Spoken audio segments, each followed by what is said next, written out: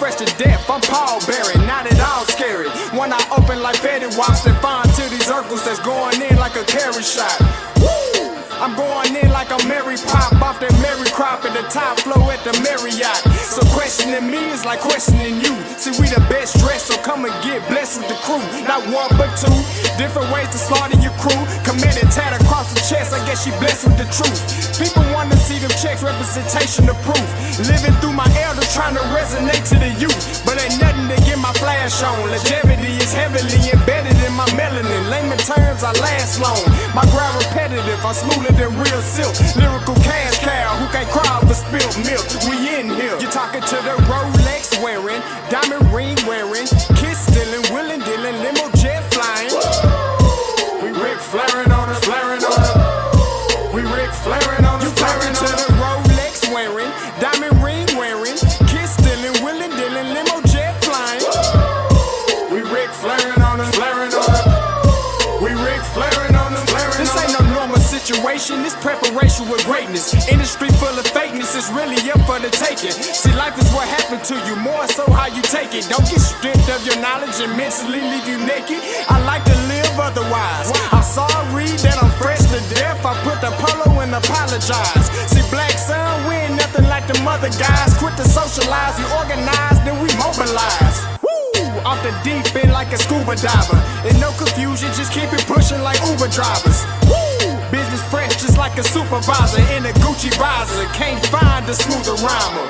You're talking to the Rolex wearing, diamond ring wearing, kiss stealing, willing dealing, limo jet flying.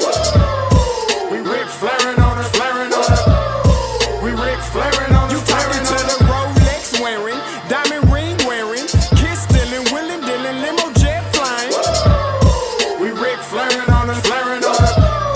We Rick flaring on us, flaring on us. Yeah, DQ baby. Shout out that boy Miggy for that fire track. Hey, Black Sun, sun up. What's up, Vinny Vegas? What in Vegas? Yeah. Shout out Pharaoh's Kids, D-Phase,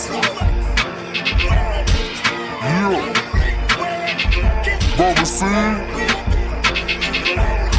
yeah, Rick flying on them, Rick flying on them, Rick flying on them, Rick flying son up. All participants are muted.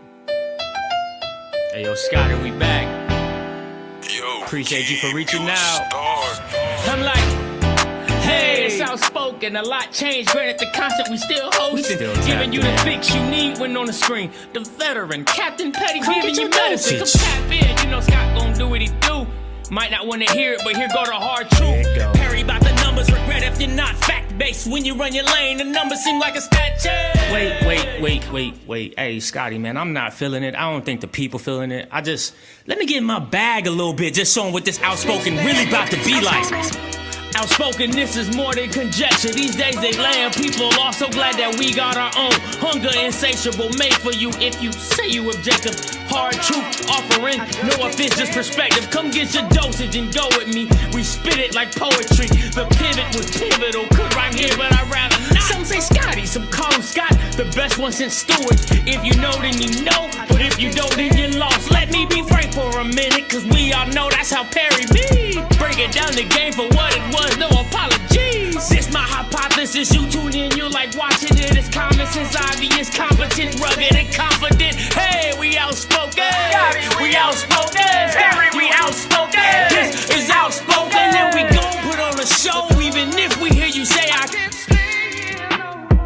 It's Outspoken. Hey, backpack.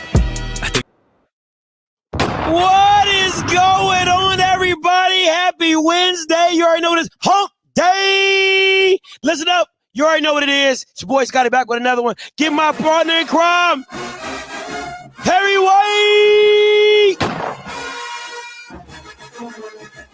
Now, you like that? You like that? What? Hey. If it came with some wins, it'd be a little bit better, but we're not talking about that right now. dynasty is not dead.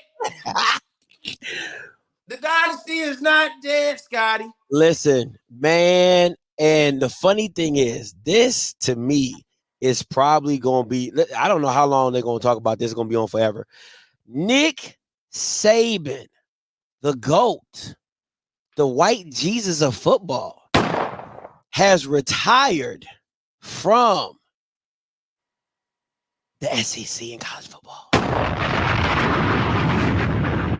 Has retired from the SEC and has retired from college football. Let's just run down just a little bit. I know you got some stats, Perry, but I just want to throw some up there real quick. 292 wins, 71 losses, 11 SEC titles, 7 natties, 5 times coach of the year. Now, 1 with LSU, 6 with Alabama, 5-time coach of the year. Perry, you got any stats to add on to that? The dynasty is not dead. Roll Tide! Go Bama forever. Go Roll Tide! Roll Tide. Bama today, Bama forever. I once heard a story about people in Alabama. When they say, when they speak in their sentences, they can say, man, the sun is beautiful outside. Roll Tide. We're going to tune in to Offscript later. Roll Tide. Roll Tide. Oh, my goodness. But yeah, man, you talk about Nick Saban. I mean, where should I start? You talking about a long career that expanded longer than your life and my lifetime. And here's a guy, not only to talk about coach of the year, not only to talk about winning percentage, not only to talk about championships, but they also talk about coaching tree. And just like you put up there as a head coach, 292-71 and 1 as a head coach. First stop as a head coach started in Toledo, of all the places, at 9-2, 7-1. He was a one and done. He got in and he got out before he head on to Michigan State. He went 34-24-1, 23-16-1 in conference play. And then down here on the Bayou, of course, LSU fans still to this day pray to little 6-ounce baby Jesus that we wish Nick Saban would come back.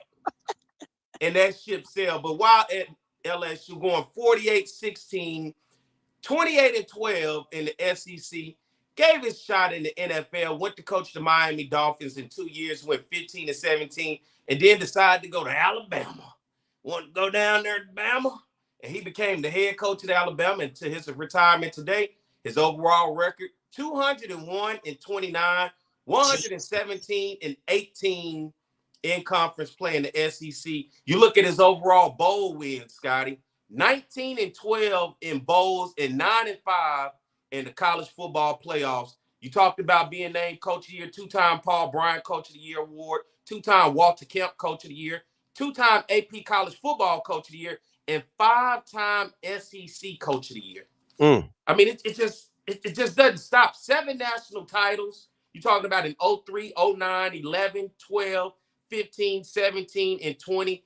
11 SEC titles, 01, 03, 09, 12, 14, 15, 16, 2018, 2020, 21, and just this year in 2023. One MAC title, right? In 1990 that he won with Toledo. And how about this? The icing on the cake, running the SEC West, 12 SEC Western Division titles, Scotty. Dog, you sound like you was playing bingo. 09, 2012, B14, I-21, G, bingo. Nick Saban has that type of stat as a coach. When you look at that, man, and it's hard, and I think you have to put him down, and many will consider, and we'll see how long it would last, but the greatest college football coach of all time, with the stats I read out, the national championships, the conference titles, and finding success everywhere he went, except the NFL. The NFL was a little bit different. Nick Saban didn't quite have that control. But then let's go down his coaching career if you got time. Let's hit it. Do you have time today? I got time today. Thank you, my brother. If you just have a moment and lend your ear for these words that I am about to speak. Started in 1973 to 74, Nick Saban started his career at Kent State as a grad assistant, before taking over the linebackers in 75 and 76. He moved over to Syracuse to coach the outside linebackers in 1977, Scotty, and then moved on after 1 year to West Virginia from 78 to 79, where he coached the defensive backs from 1980 to 1981. I bet a lot of you guys didn't know this. He was at Ohio State coaching the defensive backs before going over to Navy in 1982 to coach defensive backs there. That's when he took his talents to Michigan. 1983 to 1987, he was the defensive coordinator and defensive backs coach at Michigan State before going down to the Houston Oilers from 88 to 89. I like that year, 88. And coaching the defensive backs. Got his first head coaching job after that, coaching at Toledo from 1990. He was a one and done, got out of there, went over back to the NFL to coach the Cleveland Browns as their defensive coordinator from 1991 to 1994. From 95 to 99, he went back to Michigan to coach, the Michigan State Spartans, right? And the world started to realize Nick Saban, once he left there from 2000 to 04, the glory began at LSU, then taking his talents to the Miami Dolphins from 05 to 06 as the head coach, and then where he may forever live in the lore of legend at Alabama from 2007 to 2023. The great Nick Saban, everybody. Let's give it up. Let's give it up. I mean, you can't ask for anything better than that. Yeah, come on, Nick Saban. Let's go, man. Let's absolutely go. Shout out to Nick Saban. The question that everybody, why now? Why now? Right? Because, is he old? Yes. But most coaches coach in their upper 60s, some even to their 70s. 72 years old to be exact. You know what I'm saying? So to me, I do think his age has to play in this, but I do think the times, I think he's not liking where college football is going. I'm not saying it's a bad thing. It's just when you've been in this thing for so long and you've seen decade after decade how college football has transitioned, but now it's a pay for play type of system. And that sometimes it's just like, I don't think this is for me. I don't think this is for me. I don't think this is what I want to continue to do. So I think this is a perfect time for him to retire because it's right at that cusp of NIL really taking off. I mean, it's going, but it just hasn't really, it's still some limitations. There's still some, some ambiguity in the rules and laws and things like that are in the NIL space. But I think for where college football is going, it's not for Nick Saban anymore. That's the reason why I say why now. Perry, I ask you, why now? Roll Tide.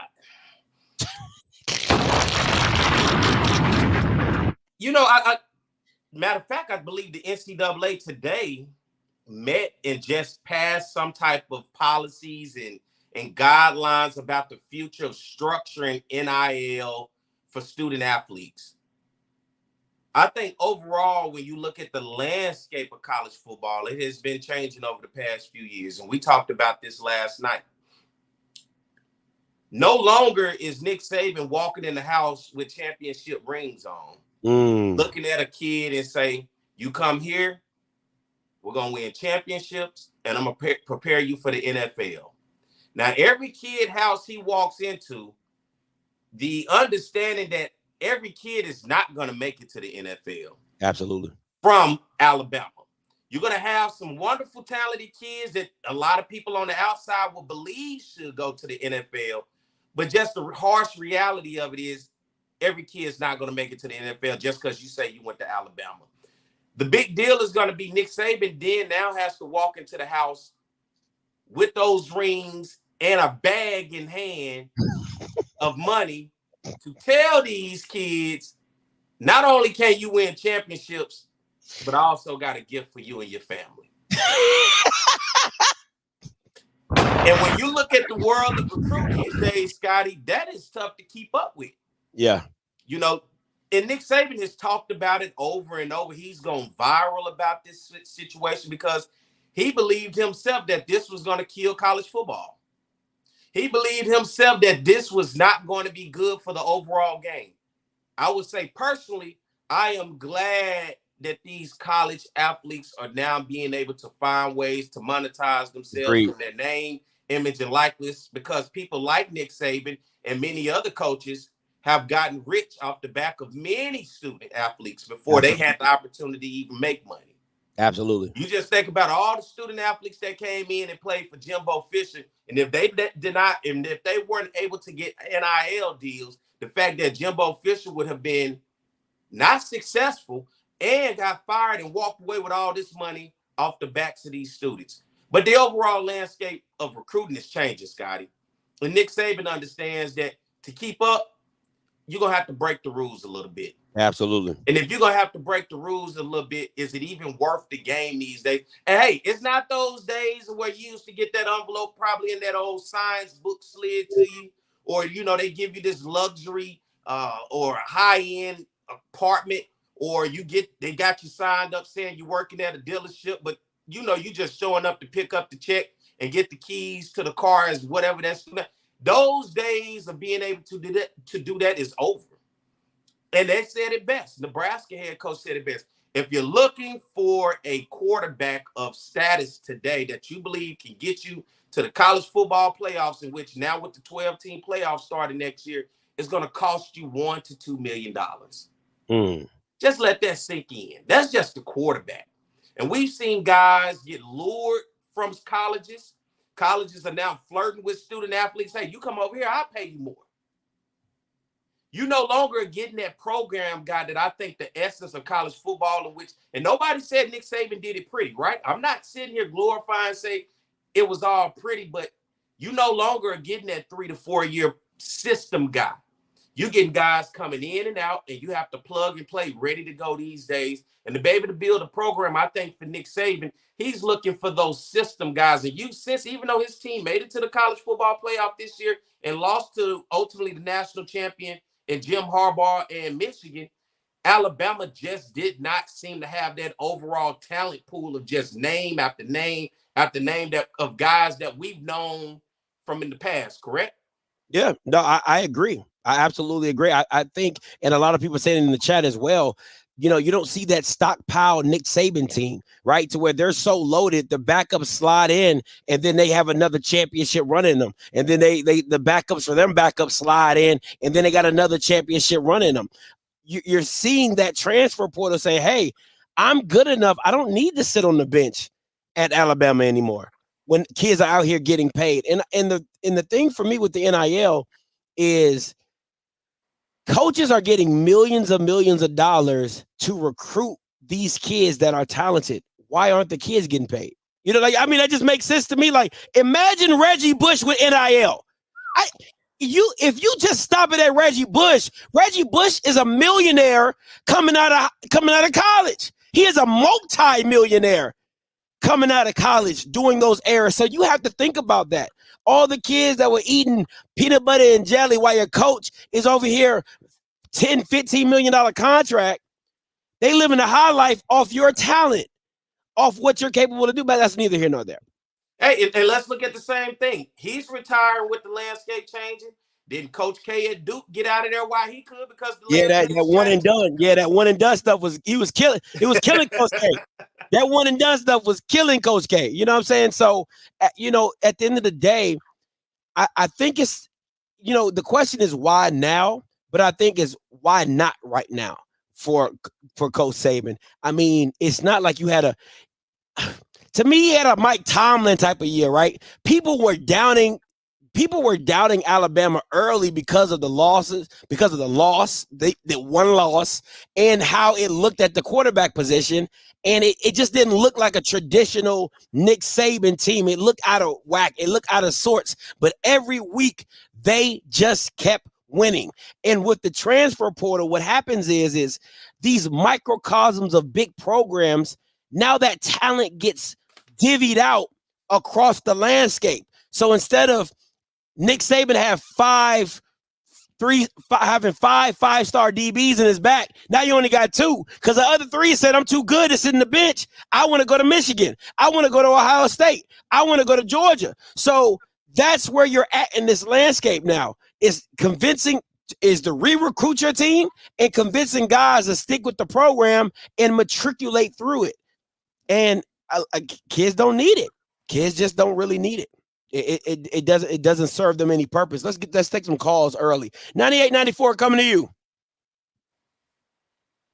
Hey, Scott, how you doing? What's up, man? What's your name? Where you calling from? All right. Hey, I'm calling Sanford from Atlanta. Talk to me. Yeah. Okay, man, Scotty, you're right. Both of you guys kind of hit on the head. I think Nick said, 7-2 said, listen, I don't need this. Not only do you have to recruit high schoolers, but you got to keep recruiting your own parent team and dealing with the transfer portal. But even more than that, I don't think Nick, the kind of guy that's going to give a high school kid a couple $100,000 to feel good about it, and he don't have no idea about how he's going to turn out. I just think, like you said, Scott, best is why not now? Now is time to leave and let somebody else have it. You know what I mean? Yeah. No, I agree. Yep. So he just, I don't think he's comfortable giving somebody $600,000 or somebody coming in his office asking for $600,000 and they ain't showing him nothing. That just ain't who he is. Mm-hmm. No, I agree, man. Appreciate the call, Sanford. Let me say this. If you're Nick Saban, do you just walk off in the sunset, or do you go join your boy Kirby Smart and be an analyst, be an assistant, just go kick it, or you just walk off in the sunset? You're muted. You got to understand, Nick Saban owns Mercedes-Benz dealerships. Oh, yeah. You're talking about, come on now, that's not act like, this is no Willie Simmons situation. This man is straight. All right. He's been getting good paychecks for a long time. I think now he has an opportunity to sit back, and I'm sure his wife would love this most of all, right? I'm sure his wife and his family would love this. And then getting to his age, I'll be, happy to hear, maybe one day we hear about any health issues or what he's dealing with. And we don't know what's coming down the pipe for Alabama either. He may see and have understanding that we just don't know. But I don't think he just walks off into the sunset. But I think he will go live his life. I wouldn't be surprised to see him every now and again on somebody's show like a Pat McAfee, College Game Day, maybe when there's a big time game and they're looking for somebody to break down something. But I don't see him just, sticking around saying, well, I'm not going to coach, but I'll be an analyst for this game. I just don't see that. That's fair. Let's talk a little bit about these replacements. Let's talk a little bit about these replacements. Who could you see taking over this job? Let's go left to right. You got Steve Sarkisian from Texas. You got Dan Lanning from Oregon. You got Lane Kiffin from Ole Miss. You got Kel. I can never pronounce his name right. Caden from Washington. Right. Now, these are just the four big names. There's some other names I got coming down the pipe as well. But out of these four, me personally, I love Lane Kiffin. I think listen, I know Steve will be a good fit at Texas. At Alabama. I like Lane. The reason I love Lane Kiffin, I just love Lane Kiffin's personality. I think Lane Kiffin's personality at Alabama is like, it is like Paul Feinbaum's worst nightmare coming true. And I love it. I love who he is. Now, I really think a sneaky, really good hire is the coach from Washington, right? I really believe that. I think he's a great, great coach. Dan Lanning, I'm on the fence about him, but my top two choices would be, and out of these four, my top two choices would be Lane Kiffin or the coach from Washington University. What you got, P? I would take, I think the coach at Washington could be a good fit. I look at his success. He's now out that loss against Michigan. I think he's now 29-3 at Washington. I mean, the turnaround that Steve Sarkisian did at Texas, I mean, he did what everybody else was trying to do, and he was able to make it do. And he beat Alabama. Fair. Lane Kiffin is a guy, of course. He and Steve served on that staff. For me, I just don't think Lane is the guy. That's me personally.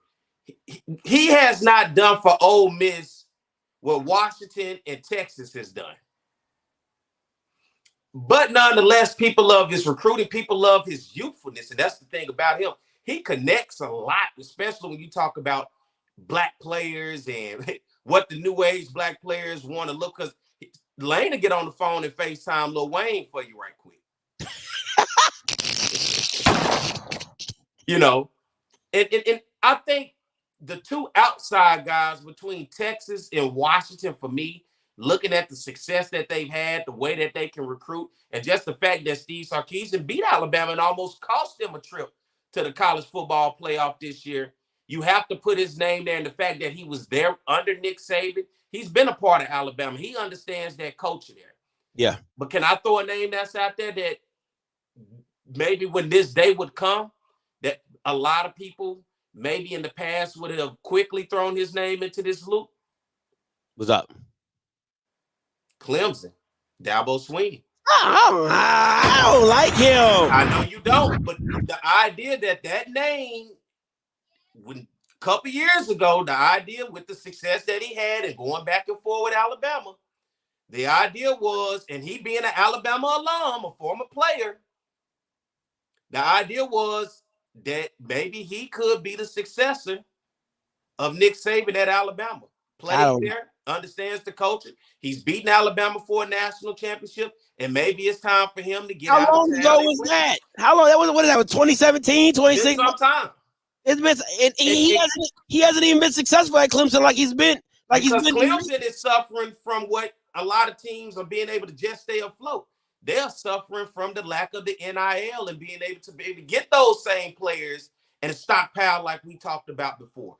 You start to see the decline of Clemson. But Dabo was against the NIL. He's been on record saying he's against NIL. Now, why would I take you, knowing your position on the NIL, and take you down to Alabama and think you don't have to pay players? Alabama is political. And I believe if Lane Kiffin and not Lane Kiffin, Dabo Swinney. If Dabo Swinney gets that call from the University of Alabama's athletic director, I can assure you he will take that job.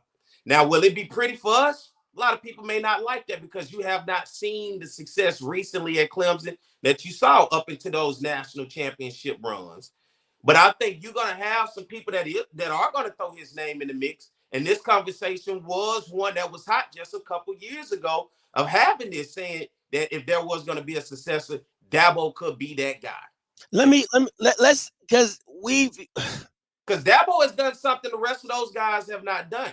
Although they have those wins and they have those games, Dabo has a national championship. Okay, that's fair. That's fair. An old one, but fair. I get it. Outside of Kirby Smart and Nick Saban, who else really been winning them? But that's my point. If you've gone, and that's what I'm saying. If you went from LSU to Alabama, do you not get him from Georgia? Listen, if you can go get Kirby Smart from Georgia and throw the bag at him, that is exactly what you do. You go get that man. Now, Georgia's probably going to match whatever you talking, because Georgia ain't trying to let Kirby Smart go. But if you're able to get his predecessor, one of his biggest successful coaching trees, if I'm Kirby Smart, I go back. I mean, well, he kind of built his own legacy at Georgia, but I mean, and he's a Georgia Bulldog. He played at Georgia. Listen, money talks, bro. And it does. And the same way you say money talk, this morning I heard Kirby Smart's name being linked to the NFL. That maybe an NFL team is looking at possibly pulling him from the college football ranks, and now it's for Kirby Smart. Do you want to stick around in this arena of college football? Because now the opportunity to move up with the success that he's had, the NFL could come knocking, and that money is there too. So I think with Kirby Smart, he has options. But just as of this morning, I heard his name linked to the possibility of going to the NFL. So he could have a lot on the plate on this table to judge of whether to stay in college football or move up. All right, last name before I get to these phone lines. Guys, you can go ahead and call in 518-263-8124, 518-263-8124. Love to hear your opinion. Hey, man. Must be the money! You got to make a call. You got to make the call, Barry. Barry!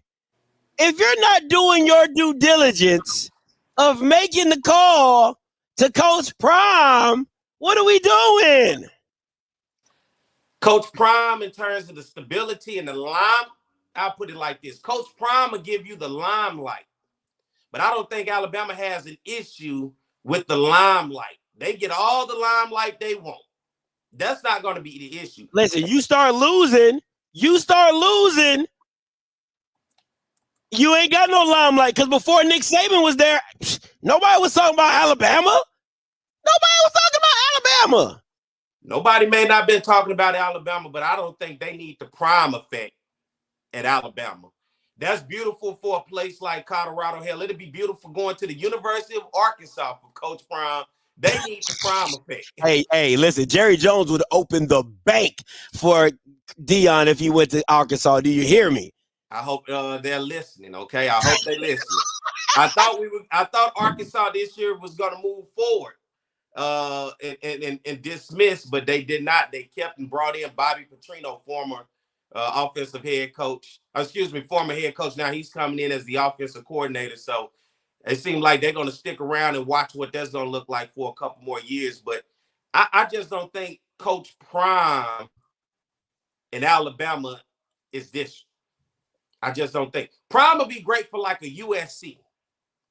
I can see him at USC. He would be amazing for USC. Yeah. USC or hell, I would even say a University of Miami, who needs that prime effect right now. They feel a break. But I'm sure I don't know if he would go knowing he's a Florida State boy. But I don't know. No. But I just think he will fit a program like that. Programs who have the history and tradition and need that limelight back. I still think USC has not quite grasped that limelight of yesteryears, as we talked about with Reggie Wilson. I don't see him because they ain't won nothing.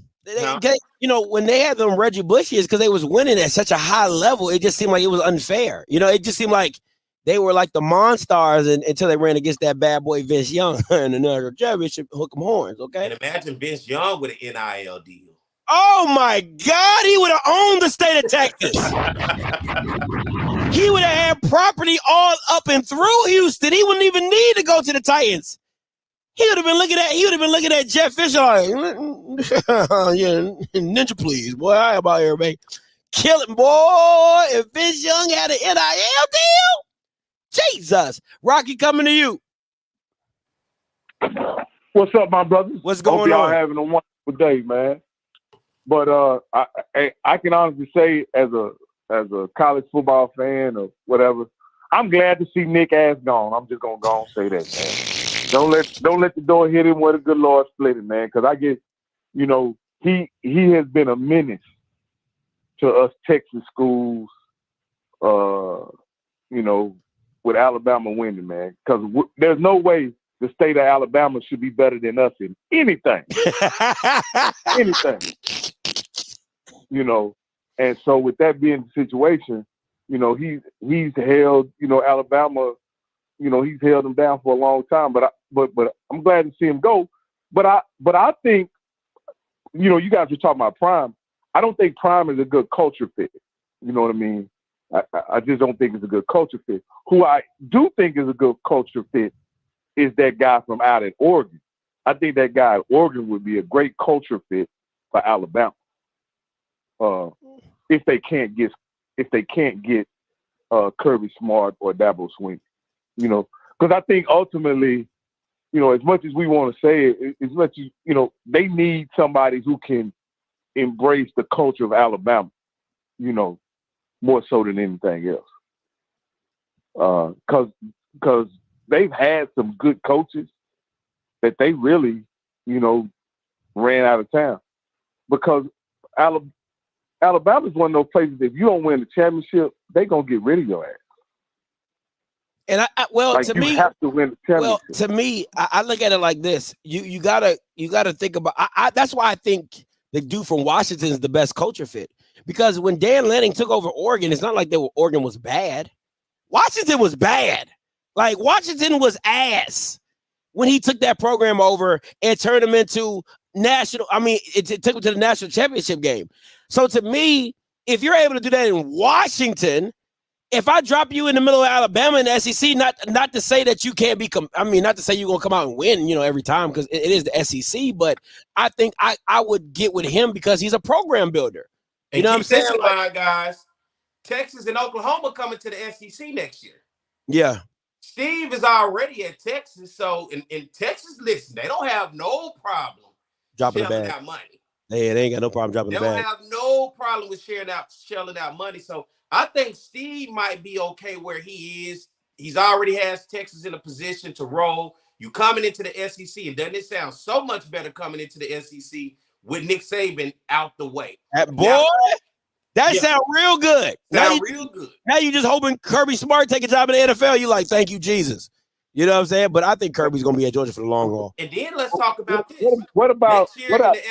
Alabama going this route, getting a coach like, and I'm just throwing a name out there, but a pro head coach like a Mike Tomlin or a Vrabel or somebody like that to run their program, to position them like a pro organization,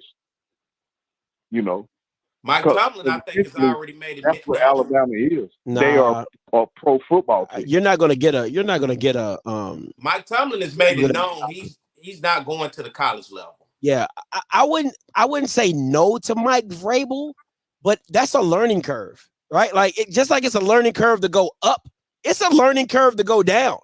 You know what I'm saying? So I don't think that some of these coaches are willing to take that learning curve of dealing with students and dealing with because when you used to coaching grown ass men, there's things that you just say to grown ass men that you ain't got to worry about saying to college students, because y'all ain't grown ass men yet. You know what I'm saying? So I wouldn't expect them to take a pro approach to that. Like he said, Pete Carroll. I just don't think. Why would I go back to being old? To me, that's a rental. You know what I'm saying? He's old. Nick old. It's just old people being old. You know what I'm saying? He gonna be out there. Maybe he gonna give you about maybe 2 or 3 years and he gone. So no, you should be looking for somebody long term, 5, 6, 7 years down the line. And what about a guy like Mike Locksley? Would you bring a guy like that back to the program? Not to be the head coach. Listen, man, I wouldn't put no black man in that position because it's a lose-lose, right? If you don't win the championship, it's because you black.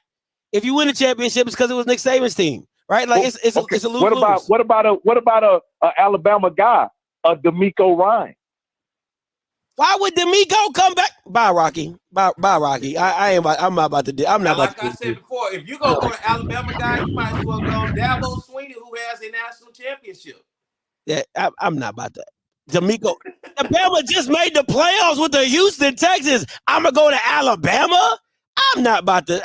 Take that on your show. Do that on your show, Rocky. Don't do that over here. Listen, we talk about bringing a guy from the NFL down. How long did it take Jim Harbaugh to figure this thing out on the college level? Took him a minute, but I mean, he turned Stanford around. If we being, he turned Stanford around, so he knew he could do it again. And then you have the big brand of Michigan behind you. It was going to work sooner or later. You know what I'm saying? I thought sooner rather than later. But for me, I really think if I was Alabama, my number one guy would be the guy from Washington. That would be my number one guy. I just feel like people are saying Dan Lanning's a great recruiter. It's hard for me to tell me that people are great recruiters when you're recruiting for big brands, because the brand recruits itself. Yeah, the brand recruits itself. Like if I walk into your school and I got an elephant on my chest, no homo, right? It's like they're like, oh, you at Alabama. And then these days, you talk about a recruiter on that level, you might as well just show up with the money. That's what it's all about these days. Like I said, once again, it's the days of Nick Saban walking in with those championship rings. Those days are over with.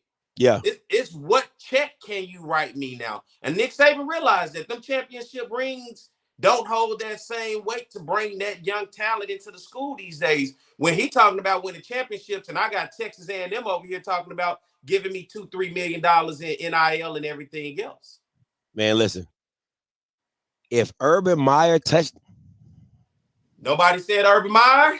Oh, goddamn. Listen, if Urban Meyer touched down in Tuscaloosa, and that could be real. Shit, I would not listen. I would not want to see that. I don't think nobody in the SEC, Kirby Smart don't want to see that. He don't want to see that. Scotty, that could be real. And you better believe Urban Meyer will get a call. Hey, that check gonna be nice. That check gonna be nice because if you're talking about a championship coach who's done it at every possible program, Florida, Michigan, Bowling Green, Utah, you name it, he's won. You drop him in Tulsa. Listen, you meant to say Ohio State. Ohio, he did it at Ohio State too, right?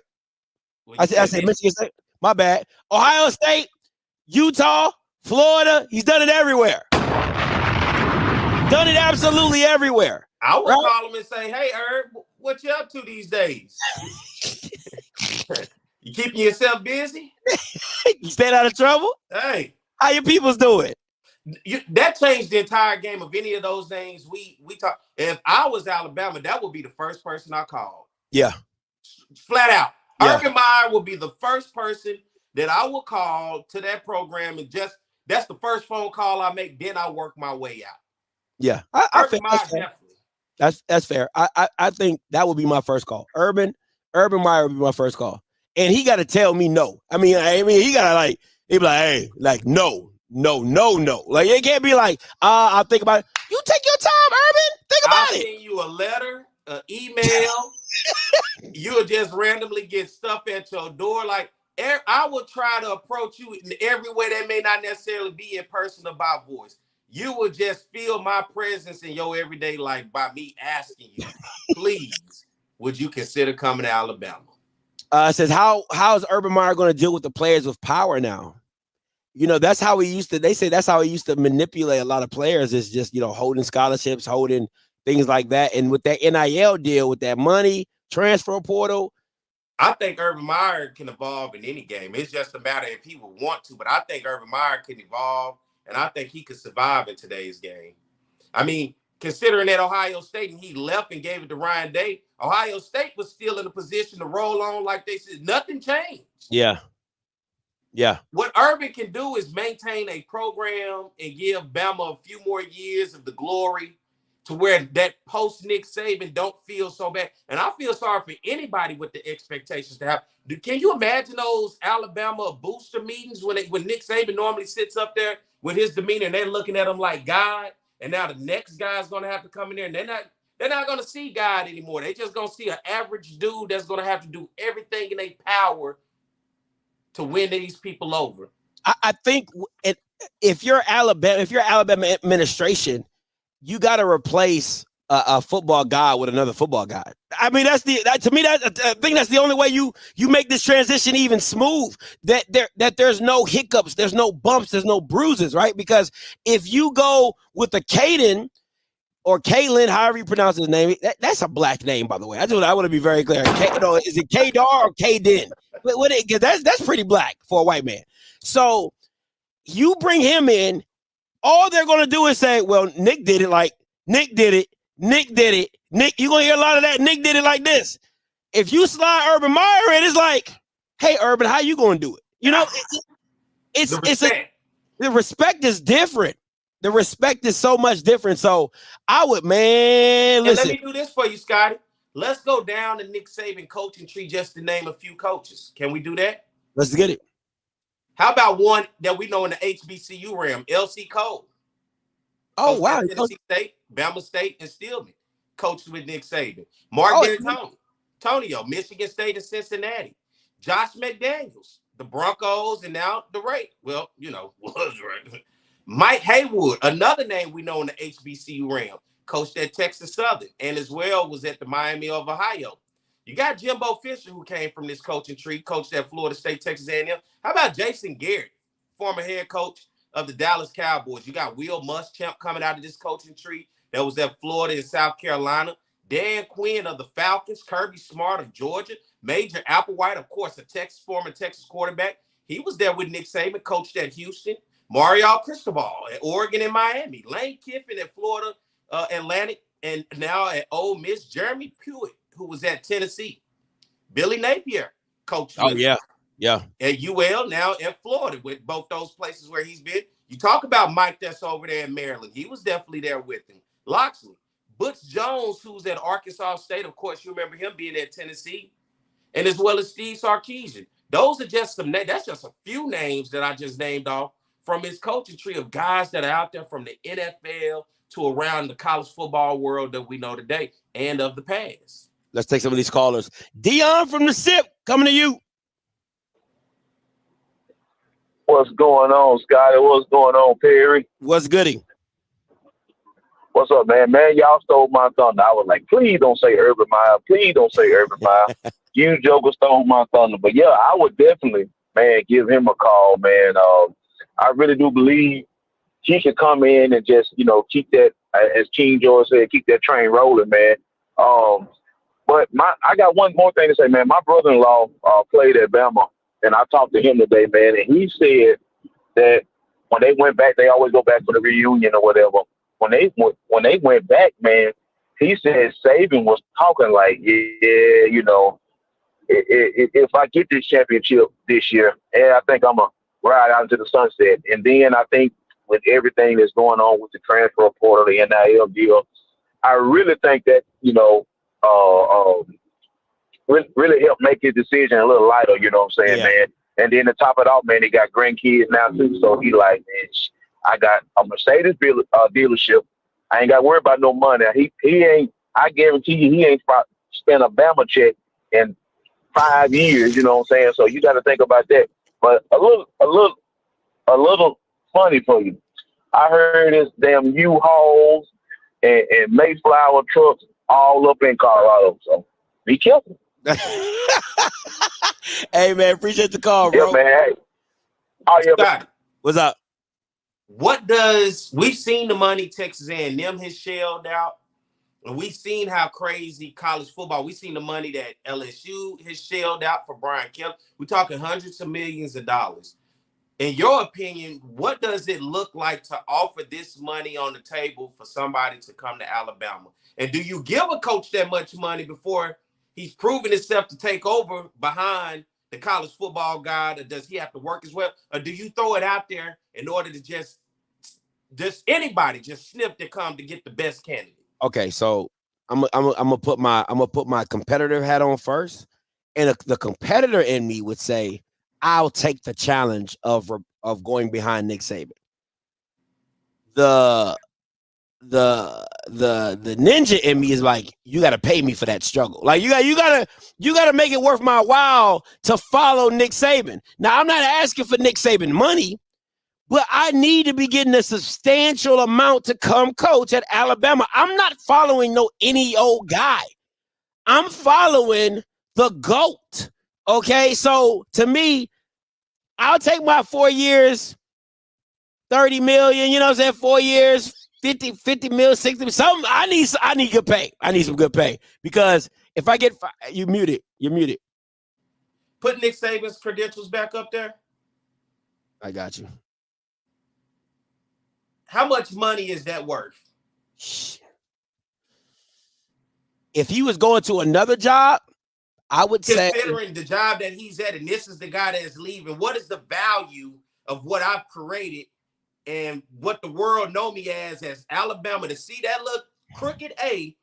What is the value now when you got a guy like that that's stepping away for the next guy to step in? I'll say probably about $300-400 million.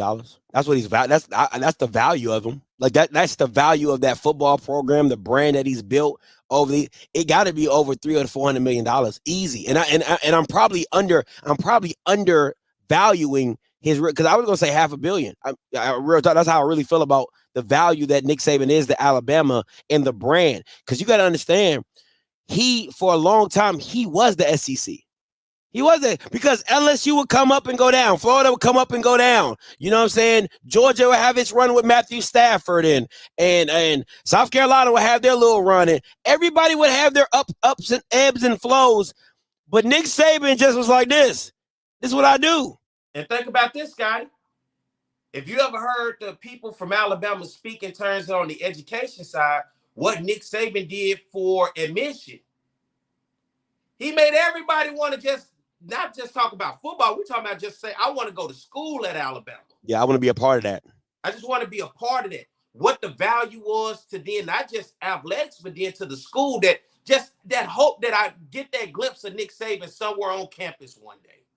Or just to know he's right there in that building and you walking by going to class or driving by going home, whatever. Just to know Nick Saban is there. To know on Saturdays in Bryant-Denny Stadium that the entire world, no matter who you play, is watching, and you just want to be a student in that number with that crimson and white pom-pom, shaking as hard as you can. That is the value that you're talking about. That with also when you bring in somebody, you have to keep that train rolling. It went further than just winning games for Nick Saban.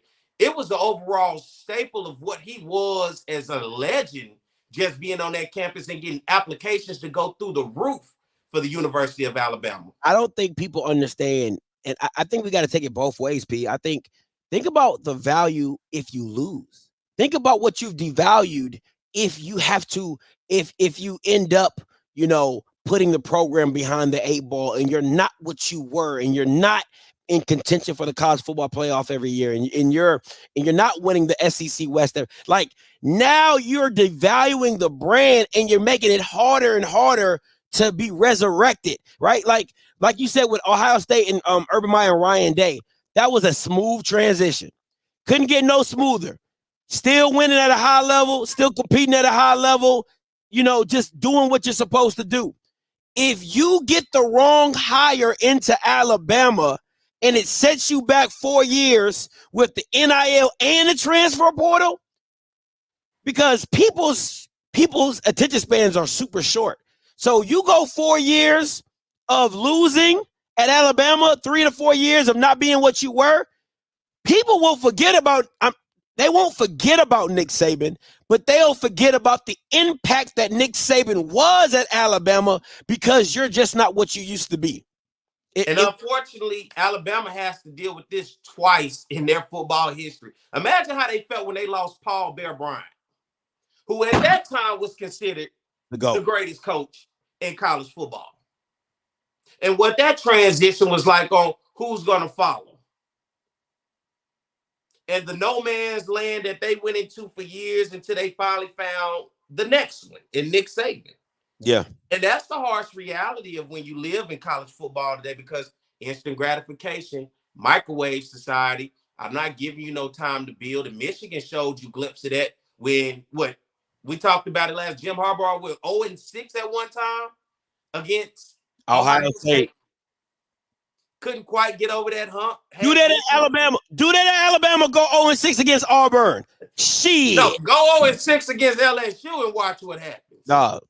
Go 0-6 against Auburn and see if you got a job. No, you don't. No. And then let's talk about this, Scotty.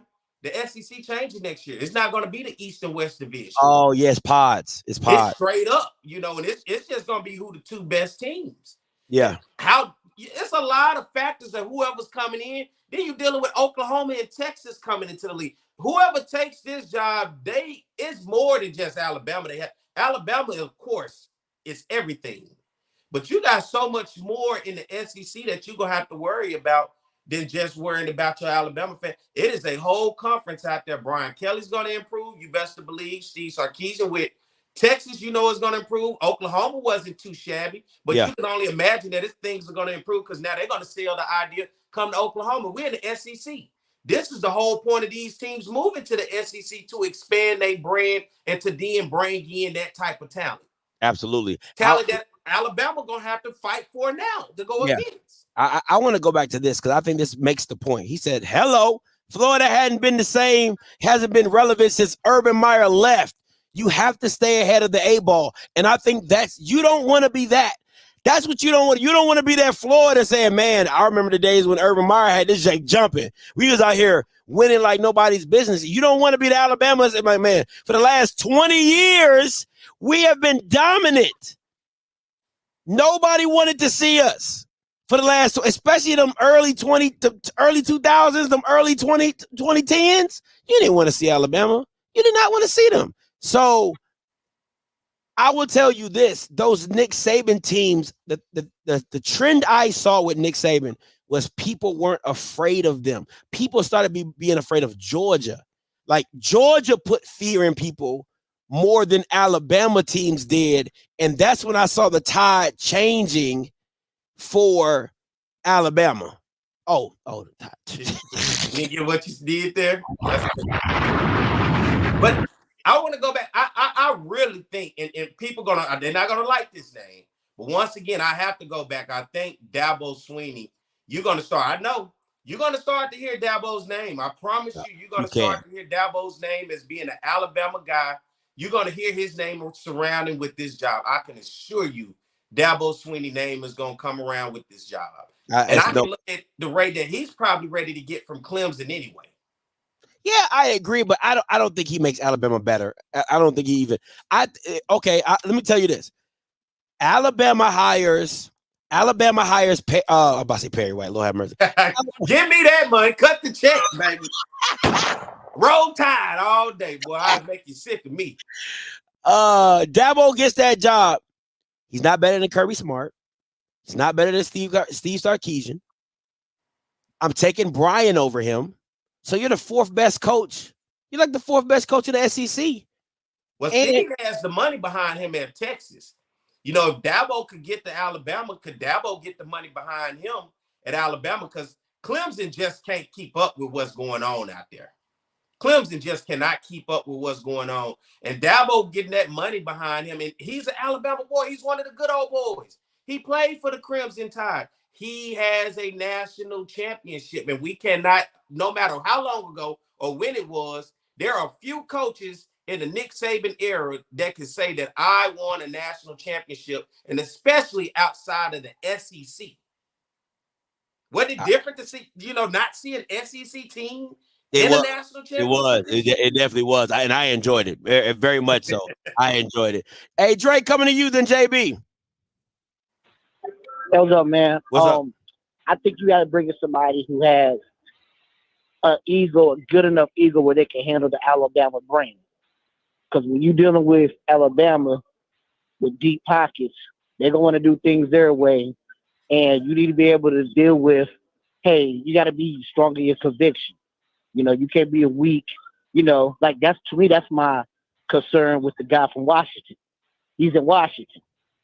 He's come from an NAIA. You see what I'm getting at? Yeah. He ain't really had to deal with boosters like that. Who gonna say, hey, there's a building named after me. This is the way we do it. So and I agree with you. It's gonna be hard to come after Saban. That's like coming after Jordan when he retired. It's gonna be hard. So it's gonna be interesting. This is a weird time to actually for him to do that because transfer portal is getting ready to close and summer, everybody going to have summer, your spring camp. It's going to be weird to see. I think if I'm Alabama, I put the OC there, give them a year, and then try to find somebody next year. Instead of sitting there, because nobody's really going to leave right now. You've done all your recruiting. So I will put Tommy Reese in for a year, pay him $10 million for 1 year, and then the next year I come back and see what I really want. That's fair. I love it. I love the situation. Hey, appreciate the call though, Drake. What you think about that, P? To do an interim this year, rock out with the interim, and then try to regroup next year. Alabama fans, that's not gonna fly. That you can't do that with a program like Alabama. You can't treat this like this. Just we got time for a transit. Going to a 12-team playoff this year. Yeah. Texas, Oklahoma coming to the SEC. No. You don't even want nobody to even get a head start, especially with two power names that's coming into the conference and a 12-team playoff. No, not at all. No interim. you're gonna be looking to go ahead and make that move and set up shop with whoever's next. Got you. JB, coming to you. Hello, gentlemen. How y'all doing this evening? What's going on, man?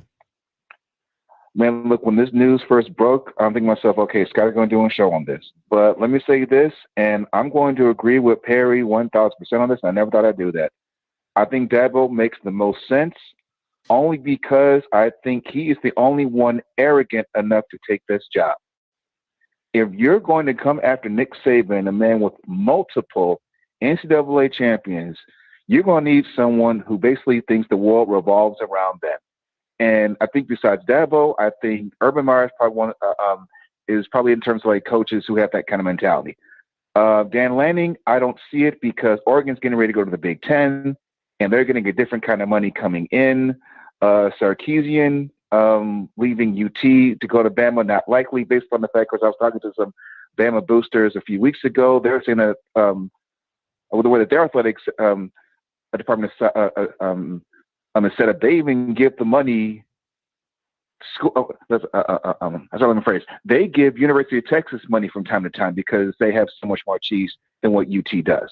So he's not going anywhere with that. But yeah, I would say that Dabo or Urban Meyer makes the most sense because they are the only ones arrogant enough to take that job.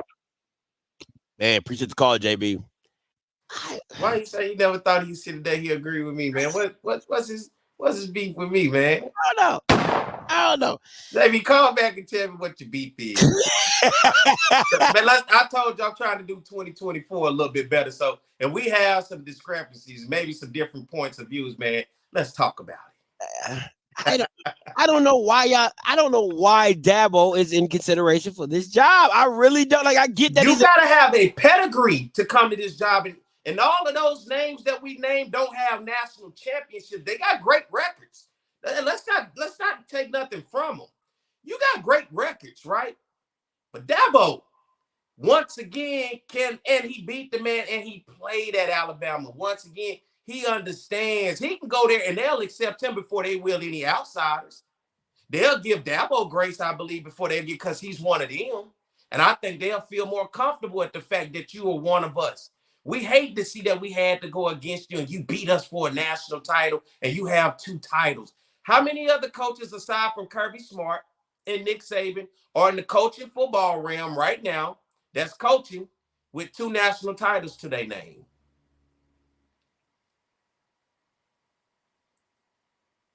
Did you freeze? Nah. Or it's just quiet in this motherfucker? Which one is it?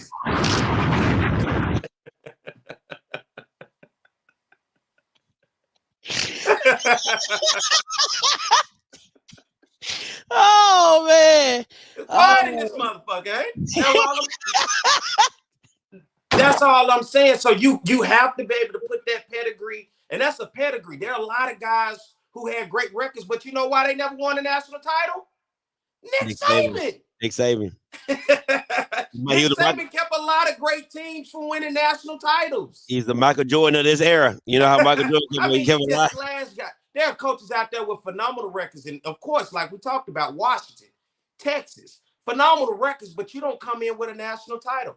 Dabo Swinney is the Alabama guy. He's the good old boy. And Perry, if he comes in with this, if he takes that Clemson philosophy to Alabama, he's not going to last. And to me, if you feel that you're a Bama boy or whatever they call themselves in 15, good old boy. Good old boy, Bama boy, whatever y'all call yourselves. Roll Tide boy. I don't give a damn what y'all call yourself. 1544, I'm coming to you next.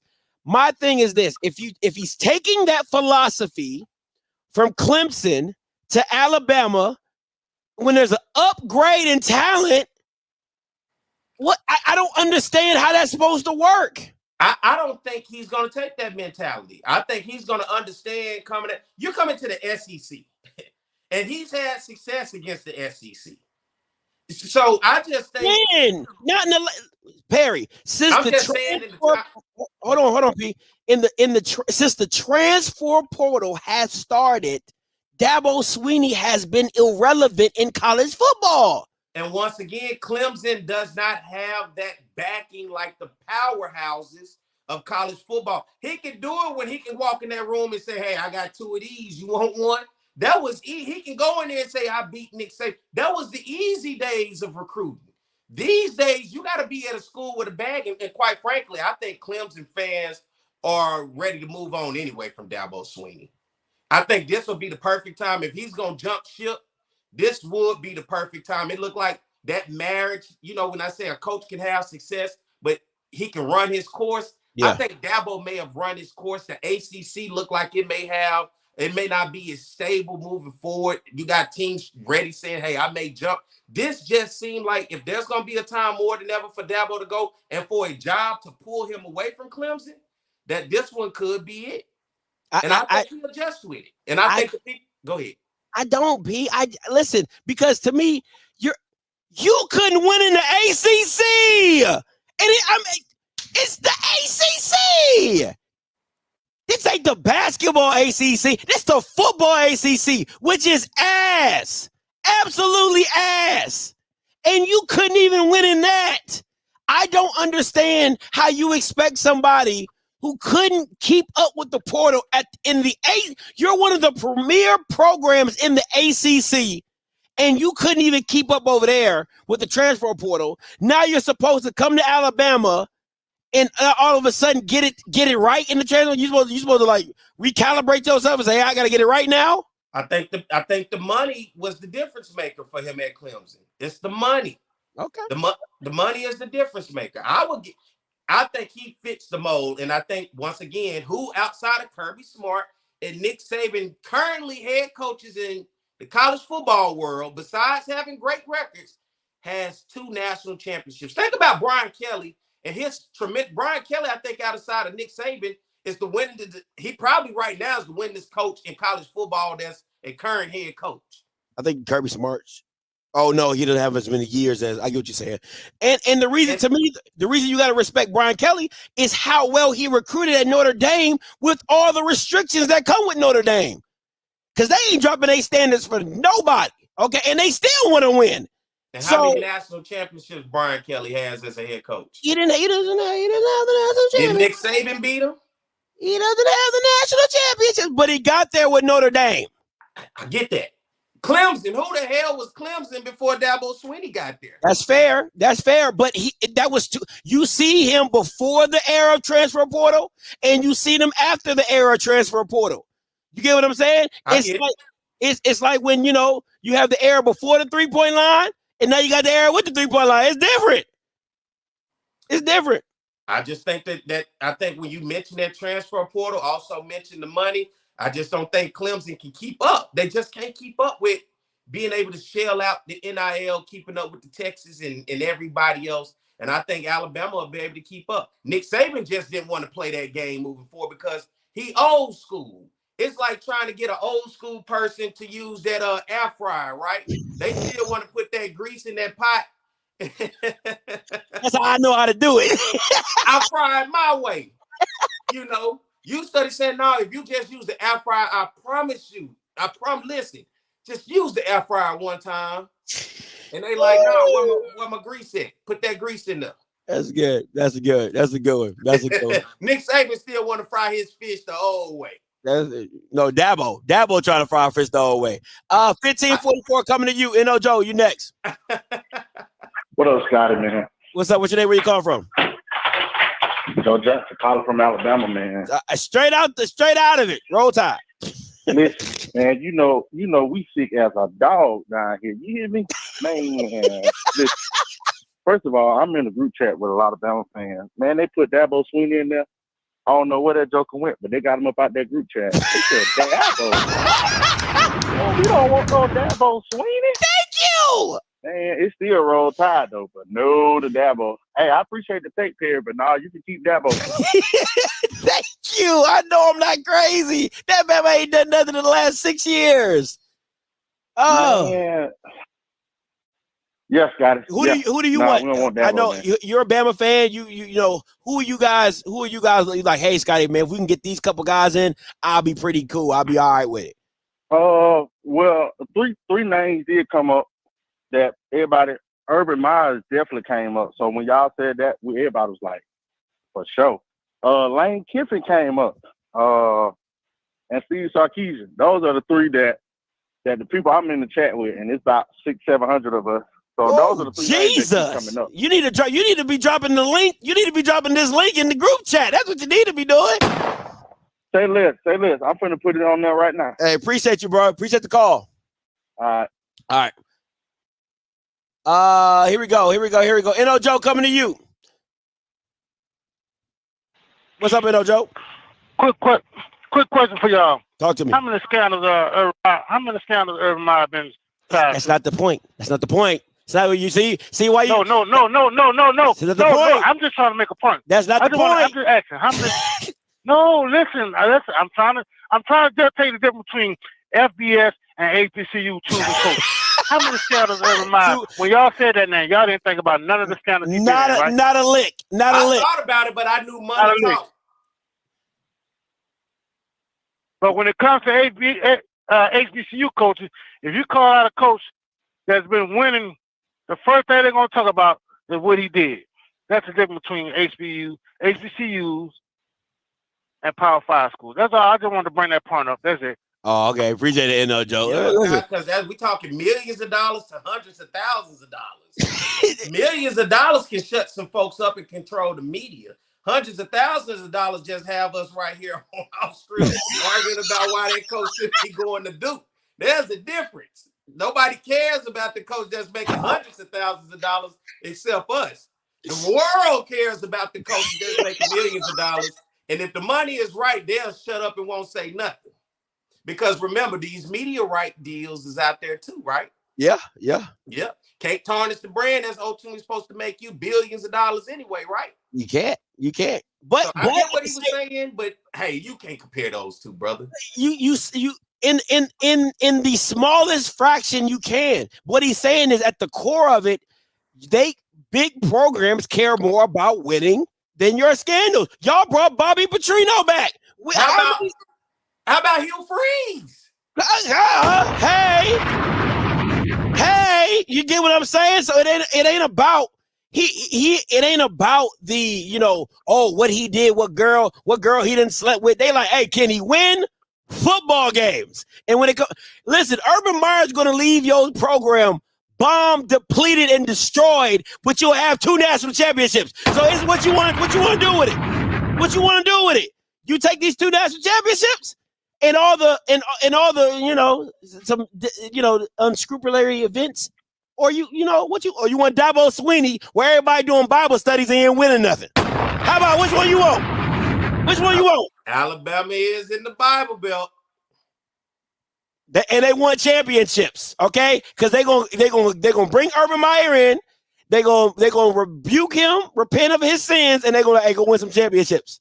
And that's what they're gonna do. And I love Urban Meyer name to this. You talking about if there's a guy. Now I'm saying Dabo just because he's won these championships. He beat Alabama. He beat Nick Saban. I get that. He's an Alabama guy and an Alabama former football player for the time. That's why I'm just saying.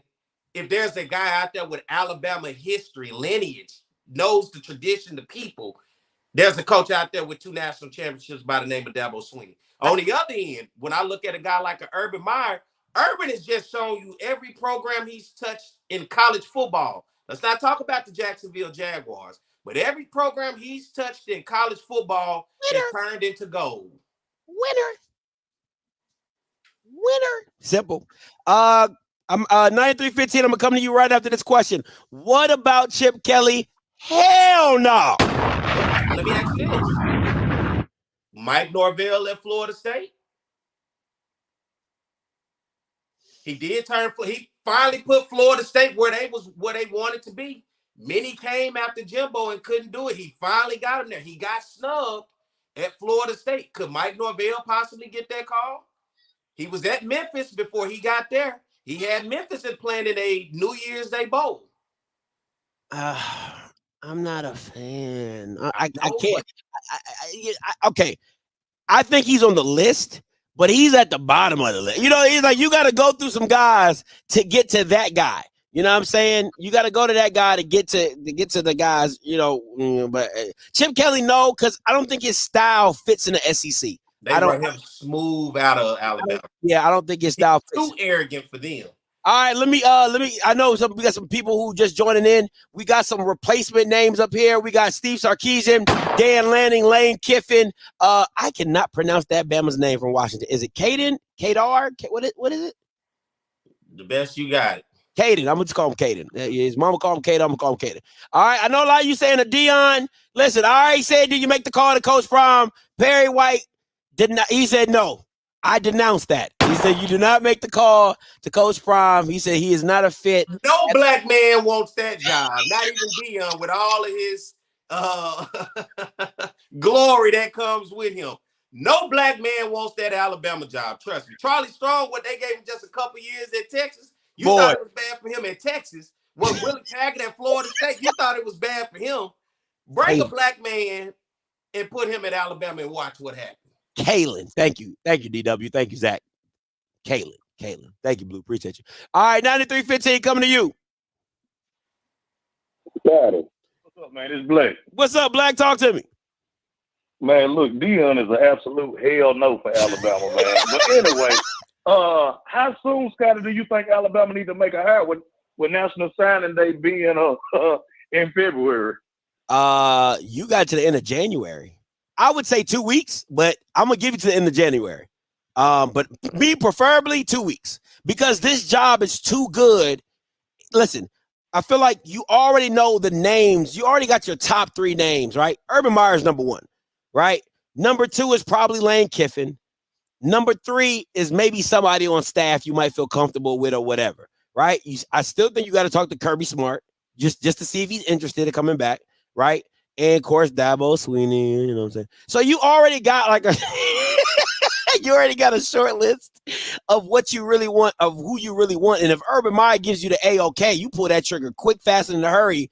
And everybody you thought was in the portal is coming up out of the portal. Let me just be very clear about that.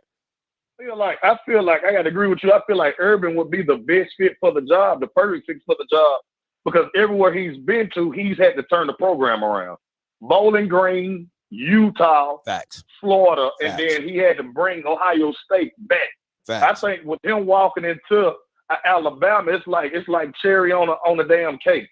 It doesn't get no better than that. It's just the younger generation to buy into who we know as Urban Meyer to be.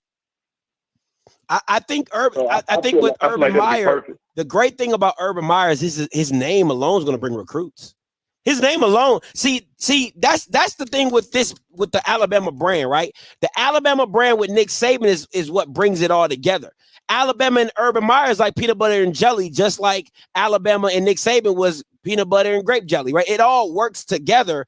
But I think if you go with an Alabama and Dabo Sweeney, recruits gonna be like, I know it's Alabama, but I'm not a big fan of Dabo. You know what I'm saying? And I think that's what you don't want at Alabama. You want that same energy that, like, hey, I want to go to Alabama. And I think if you bring in a Dabo Sweeney, that doesn't happen. That's just my personal opinion. That's how I feel about it. That's all I had, Scott. I just wanted to just touch base with that. Hey, no problem, Black. Appreciate you. And listen, I think you get that same. You bring Lane Kiffin to Alabama. That's like, listen. I call Lane Kiffin the watered down Kool-Aid version of Dion. That's what I call Lane Kiffin. I think he's the white version, very much so watered down, not a lot of sugar in the Kool-Aid.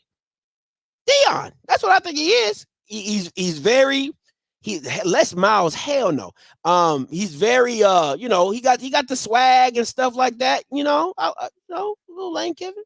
I don't know if Lane would be happy at Alabama though. Although I'm not gonna say Ole Miss is the end all be all, but he can control that environment right there. The expectations ain't through the roof. The expectations is only what he's able to accomplish at that school, right? Alabama is going to bring so much stress on whoever takes this job. Let's just be upfront about this. There's going to be so much stress from boosters and fans. How about that? The local media, local news and radio shows, the unfiltered radio shows. Paul Firebar's show will go crazy if Alabama starts the season 0-1. Woo! If Alabama loses 3 games next year, it's a wrap. We're just talking 3 games. But let me ask you this, Perry. Let me stay there. What coach can bounce back from that? What other than the Urban Meyers who did that at Florida, right? Where he came behind the head ball coach, Steve Spurrier. He was coming behind Steve Spurrier and all the stuff that he had going on. You know, they had the in-between years, but Steve Spurrier was still like the great Steve Spurrier, right? So you had that shadow lingering over you, and you could Urban Meyer. To me, I think Urban Meyer can do it because of his name, and Lane Kiffin can do it not because of his name, because of his mouth. No homo, right? It's because of how he delivers it. He's snarky. He's that Aaron Rodgers-ish kind of snarky, like, hey man, relax, man. Like, we good. Like, I got this. Like, that's why I think certain people can only be in that position. And because of the criticism, Dabo Swinney gonna have Bible study meetings, and nobody wants to hear that. Nobody wants to hear that. You think they don't, but them people with that money like that type of environment. They like that type of stuff. That the average fan look like us looking around. No, we not. But you gotta them Alabama people, the ones with that money and all that other stuff. Yeah, they would like that type of stuff. That's what. Once again, it's a good old boy. He's a good old boy. You know. Yeah, I mean that good old boy stuff works. That good old boy stuff works, but especially in Alabama.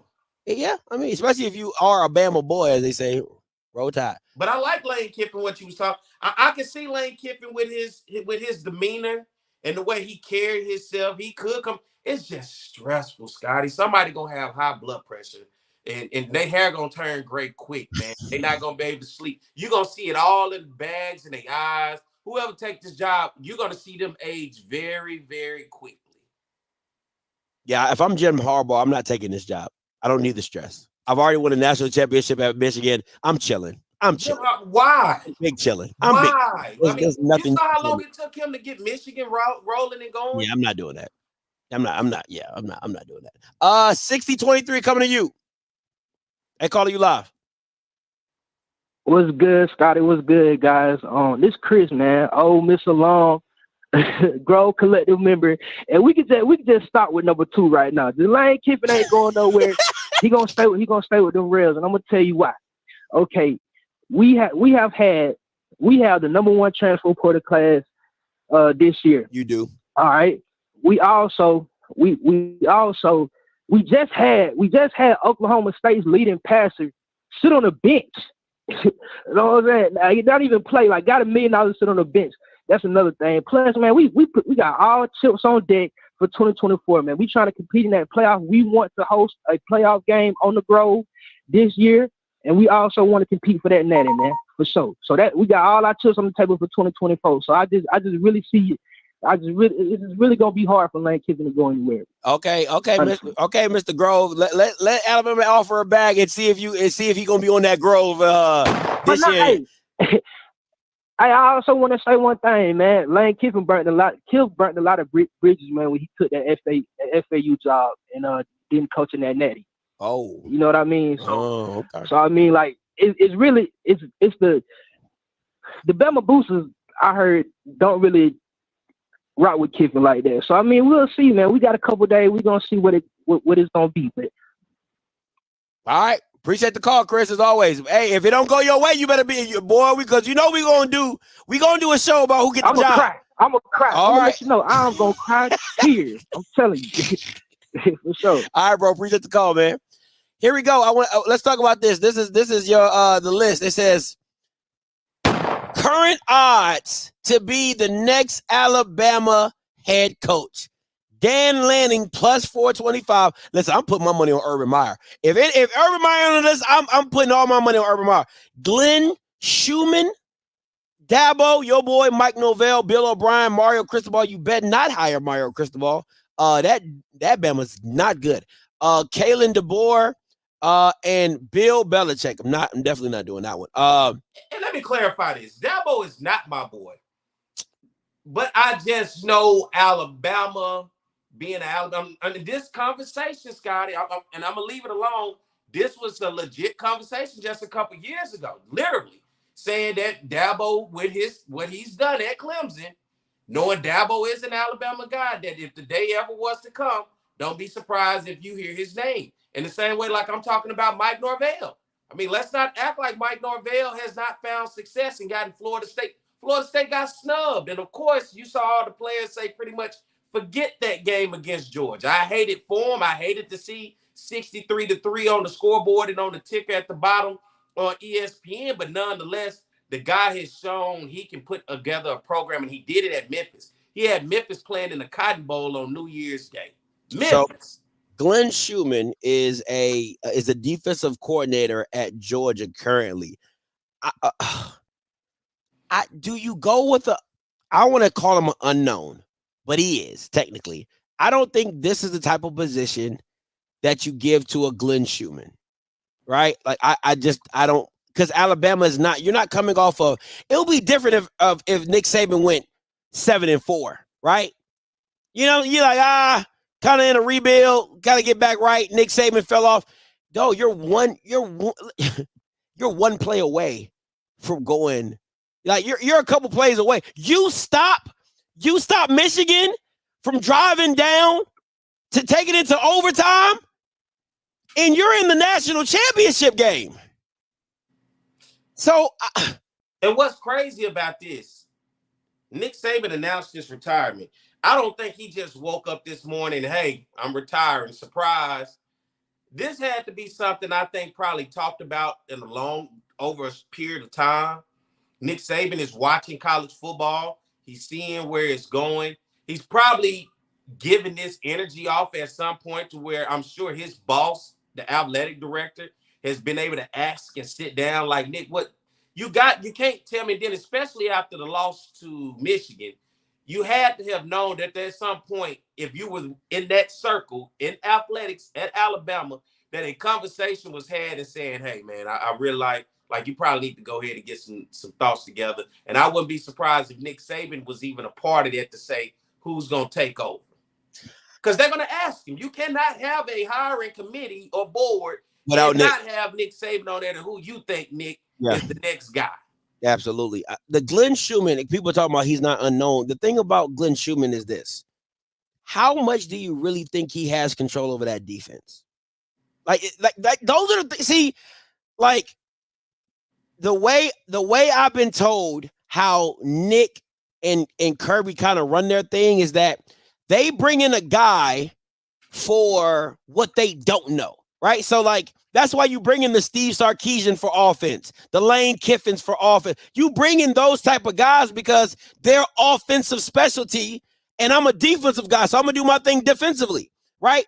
And Kirby Smart had to build up to the cachet to start calling plays to what it is. I don't think, if I'm being honest, I don't think Glenn Schumann has that much say in the defense at Georgia. I think that is Kirby Smart, and Glenn Schumann is an analyst or a piece of the pie or the puzzle, but he's not the thing. He doesn't stir the drink, right? So you got to be very careful when you get these assistants. Like, you know, like, don't get me wrong, I think Georgia hit it with Kirby Smart, which is great, but you got to be very careful about how you think that the next assistant is going to be the next Kirby Smart. It doesn't always go like that. It doesn't always go down like that, right? So to me, I think you got to go get a head coach that understands a specialty, right? Like Dan Lanning is an offensive guy, right? So he's going to bring in a defense. Like, you got to go. To me, I just think you got to go with a guy who has a specialty at that position. What's up, P? Can I go crazy? I'm probably going to get a lot of hell no's, but the name popped up in my head. As much as we said Urban Meyer, what about a Bob Stoops? I mean, I don't know. Bob Stoops. Thank you, Blue. Thank you, Blue. In Bob Stoops in the XFL or the USFL, the UFL?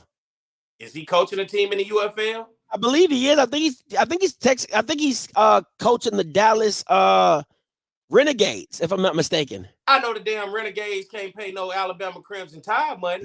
I don't give a damn where he coaching in right now. It could be at a Little League youth rec team or whatever the hell is going. It ain't SEC. I know that's crazy though that I'm saying Bob Stoops. It is crazy, but I'm just saying Bob is out there as well. I don't know what life is like for him. I don't know how far he's been an analyst and talked about college football, but he's been sitting around like Urban Meyer. But I don't know. But I'm just throwing names of guys with pedigree that I know sitting at home or around making money, just bull crapping around because of his pedigree.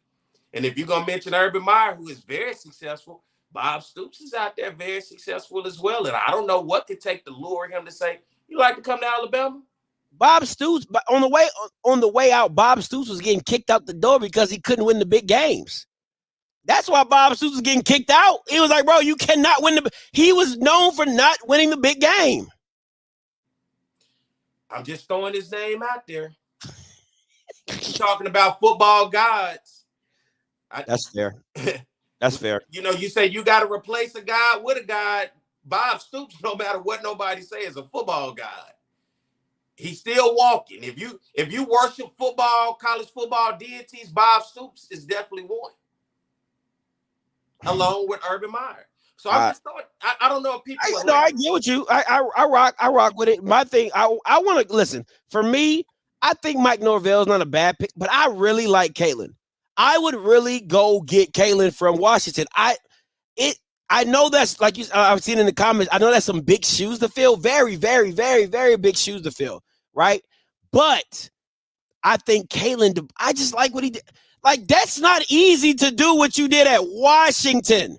Well, yeah, Washington was in the college football playoffs they lost to Alabama just a few years back.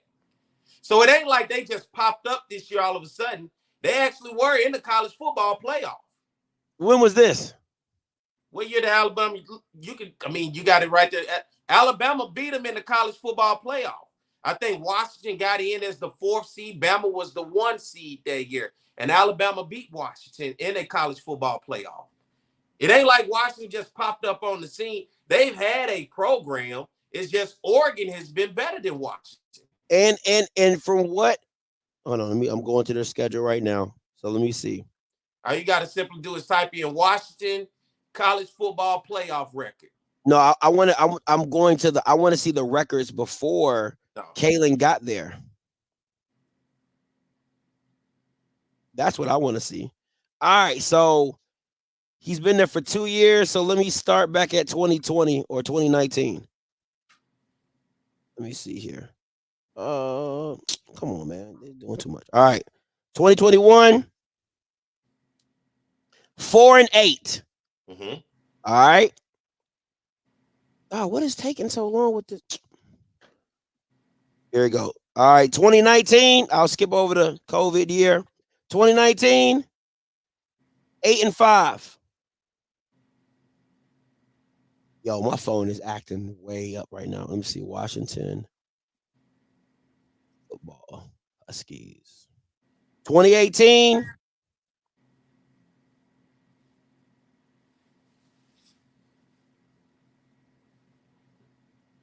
Ten 10-4. So yeah, I guess you're right. They weren't horrible. Yeah, they like they were just god awful, like they was Washington State.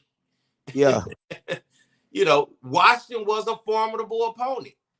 Yeah, and they went 3-1 in the COVID season. So I get what you're saying. So, I'm not gonna say anything crazy. I'm just saying it just wasn't like he came and it was just like, damn, we never been this before. Yeah. And I like Mike Norvell though. I mean, Mike Norvell, there was pressure at that Florida State job. And there's been pressure ever since Bobby retired. Jimbo was able to come in and get him a ship with Jameis Winston. Jimbo jumped ship, and then that pressure was back on for anybody to take that Florida State job of still having to live in the shadow of Bobby Bowden. Right? Yeah. Mike Norvell was able to come in and go undefeated this year. They did make the college football playoff, but nonetheless, Mike Norvell did what the others couldn't do since Jimbo was turning around and go undefeated. And I think Mike Norvell is a name that you have to respect as a coach, that I think he can get it done. Let me ask you this before we get up out of here, P.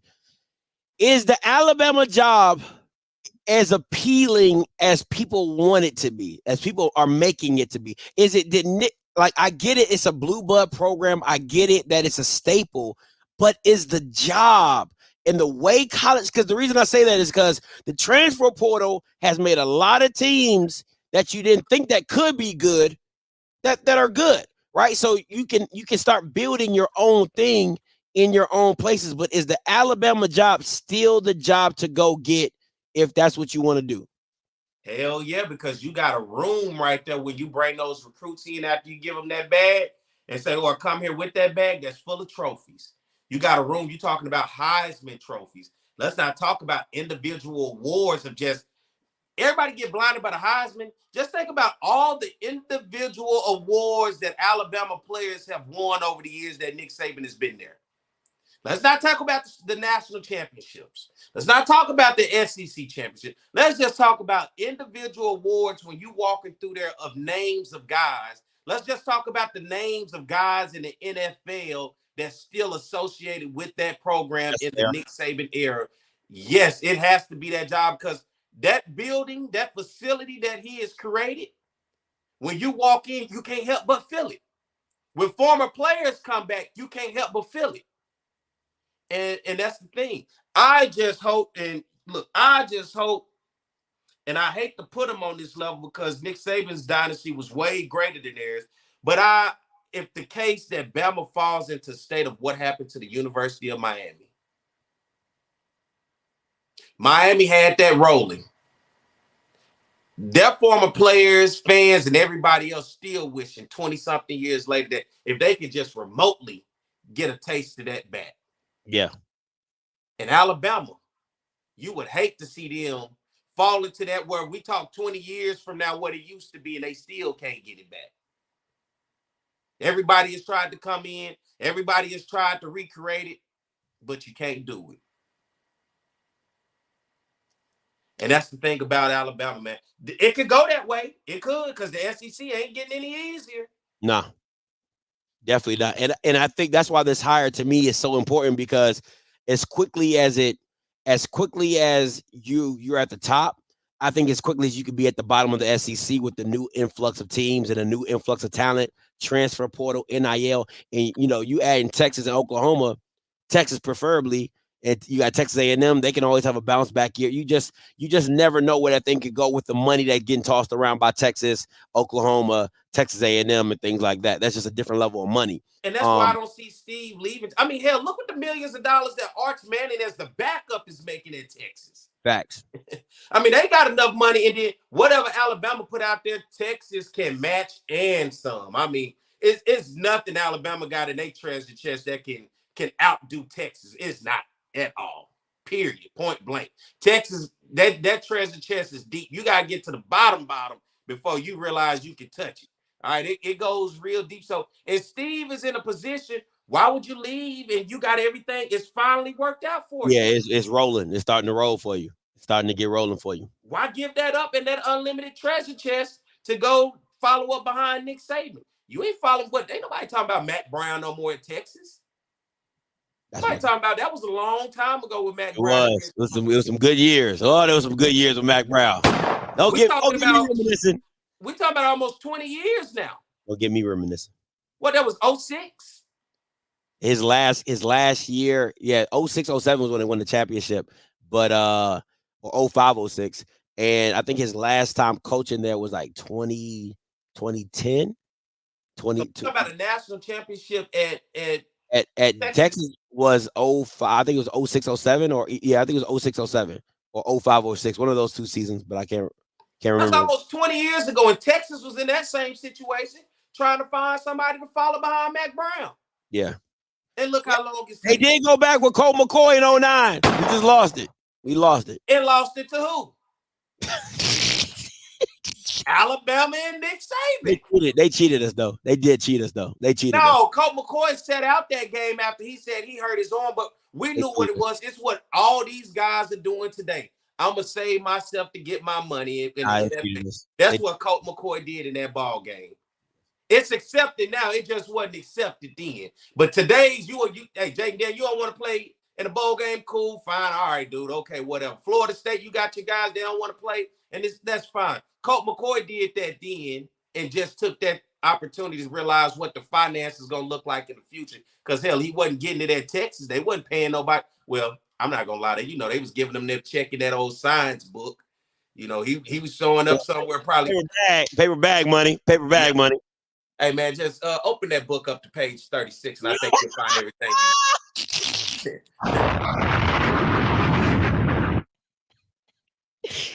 Oh boy, you stupid. Yeah, open it on up to page 30. Now that's on you to open it up to page 36. Like they told what was the guy named what's the kid that played at LSU, the quarterback? Jamarcus Russell. Oh Lordy. Trying to see if he watched the film and he lied saying he was. It was nothing on it. It was nothing on it. Yeah, it was a blank. Yeah, I watched. Yeah. That's on you if you don't open up to page 36. But I just think Texas and Steve got everything going for him right now. He finally got it on track. You made it one game away from the national. Really, a play by a Washington defender just knocking out of your receiver. You got things to build, and you got an unlimited bag at Texas. Unlimited bag. Now, Washington, that may be a different story, with their coach there. And then, like I say, once again, I will look at Washington's coach. I will look at Mike Norvell at Florida State. Once again, active coaches. And I will look at Dabo Swinney. But you better believe I'm going to call Urban Meyer. Oh, yeah. I like treating you these days. I just want to know what you're up to.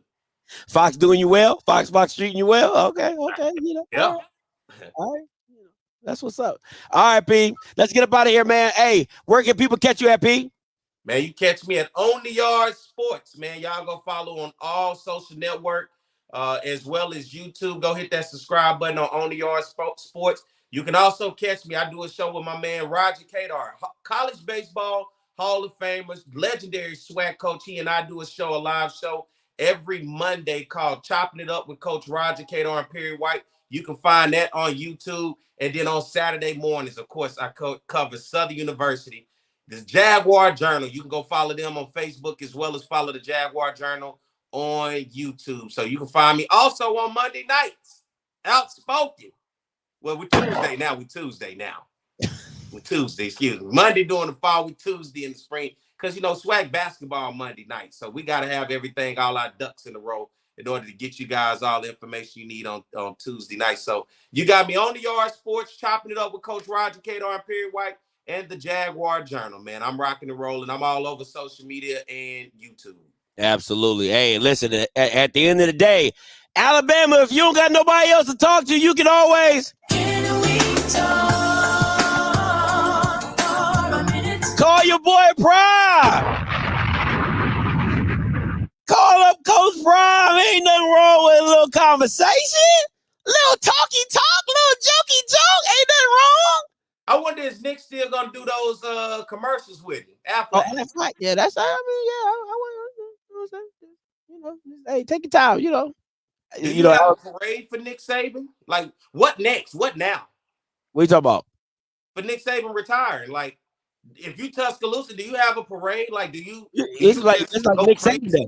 January 10th is Nick Saban Day. That's the only thing you can do. Give January 10th in Tuscaloosa. I can never remember Tuscaloosa, Alabama. Alabama. In Tuscaloosa, right? Nick Saban Day. That's how you do that right there. January 10th is for here and forever known as Nick Saban Day. Bam. Bam. There you go. Too easy. Lemon squeezy. All right, listen, guys. We'll keep you up to date with this, with the new Culture Hire. We'll be back. Listen, until next time, you know what I'm going to do. I'm going to holler. God bless.